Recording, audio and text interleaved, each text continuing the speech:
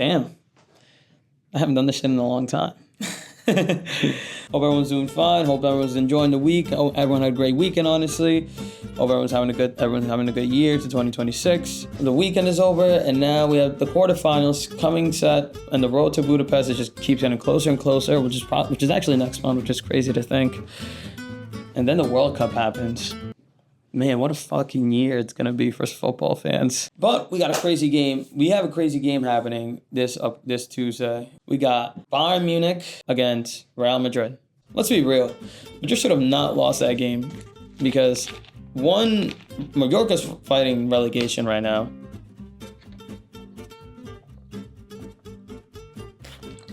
I got thirsty. And two, even though Madrid didn't start all their starting players, they still have some very, very, very great players compared to Mallorca's players.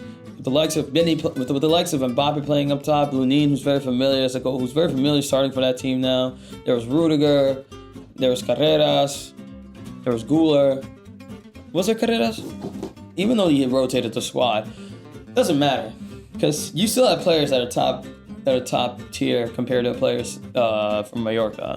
With the likes of Mbappe, Carreras, Rudiger, Guler, Camavinga, with those likes of players, you have to win those types of games, honestly. You really, really do. And the fact that they didn't win, and not to mention, though, to be fair, I don't know what the fuck the Mallorca goalkeeper had, but that guy, I don't know what he had, but he had the game of his life, honestly, because if it wasn't for him, Madrid definitely could have won. But they didn't.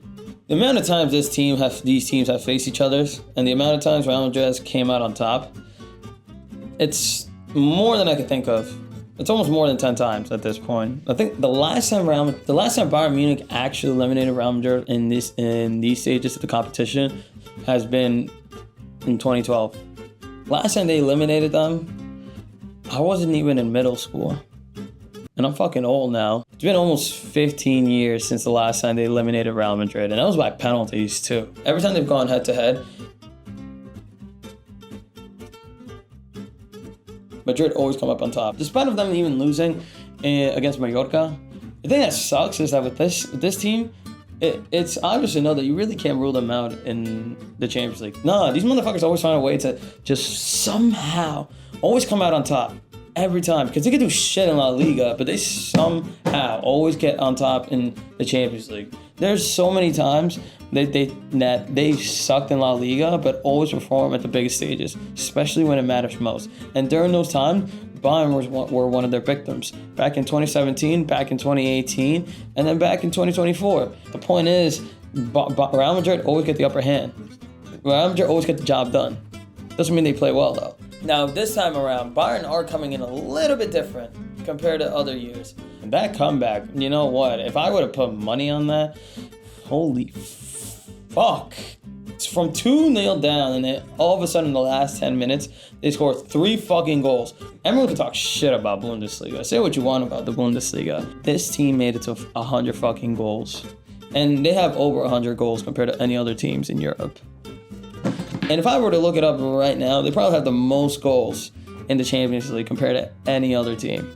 Okay, so it's actually PSG that have the most goals in this year's Champions League campaign. But to be fair, they did play 2 more games than Bayern Munich. This team has the most goals in Europe, for fucking sure. And after that comeback in the last 10 minutes, who's to say that confidence, that dressing room is more than confident right now. Out of all the teams still in the competition right now, Bayern are actually the only team that are still fighting for all their trophies that they started the season off with. I mean, I guess the Sporting is too. But the chances of Sporting beating Arsenal are not that high. They're not winning Champions League. Going into this game, Real Madrid, one of their biggest struggles this season has been their defense. The last time Real Madrid played, they've conceded 8.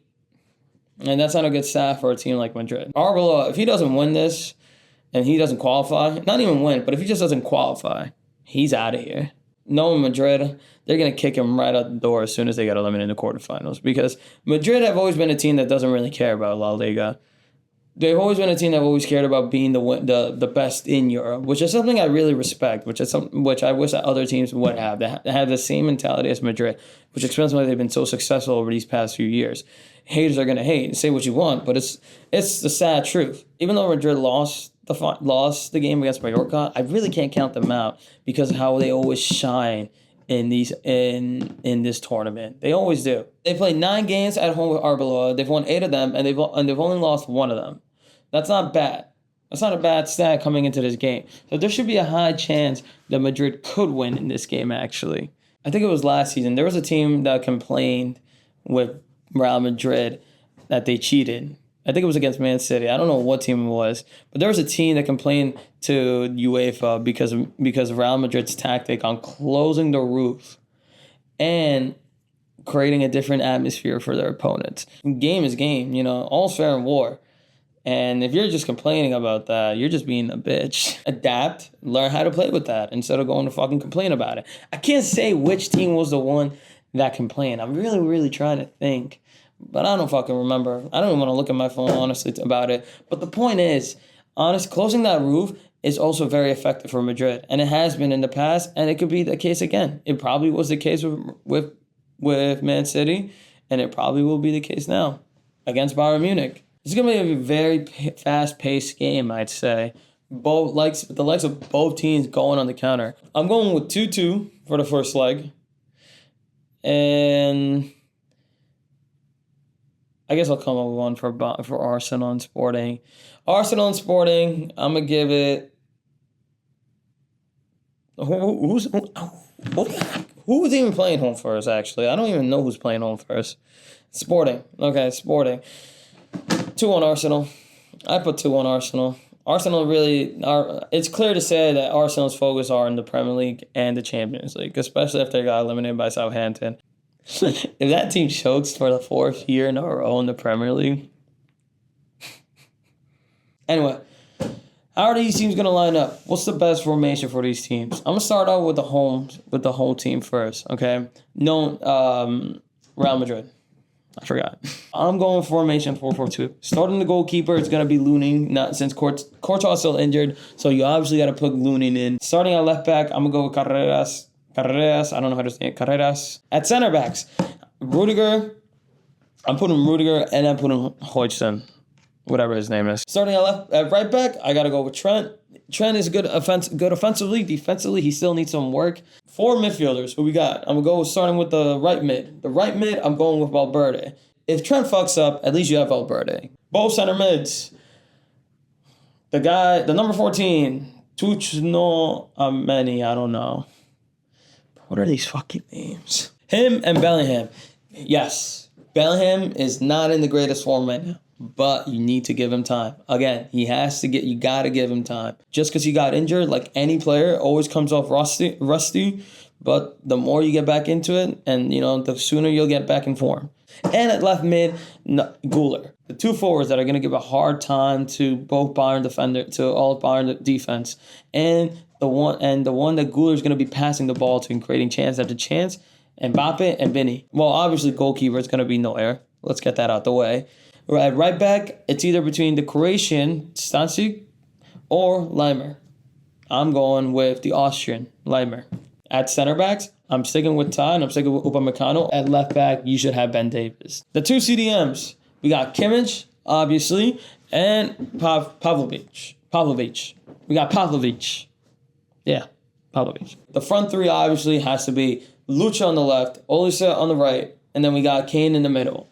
Now, I think the one I had the biggest struggle with is putting who the hell is going to be that number 10 for Bayern Munich.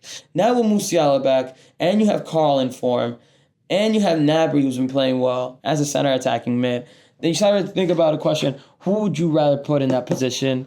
Who would you want to trust in this scenario with? I'm putting Carl in there because he's a youngster. He's going to have to start soon, and I think what better time than now? I'm sticking with Carl. Some people are going to not agree with that 100%. Maybe he should come in as a sub, which I would totally agree with. But in my case, I would risk that chance. I'm putting the youngster in because he's been getting my trust this whole season. He's been performing in fine form this season. Give him the chance to shine right now, and who's to say this kid might even go to the World Cup? Let me hear your thoughts. What do you think?